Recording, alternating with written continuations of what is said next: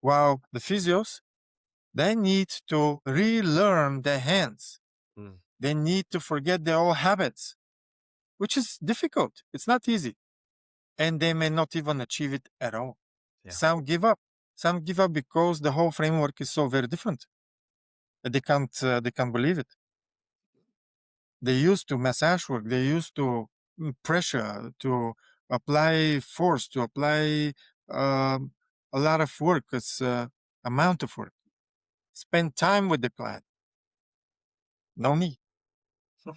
That's not the idea of Bowen. Bowen is a therapy of minimalistic work. If only you know where to treat and how to treat, and then leave the body to take care of the rest.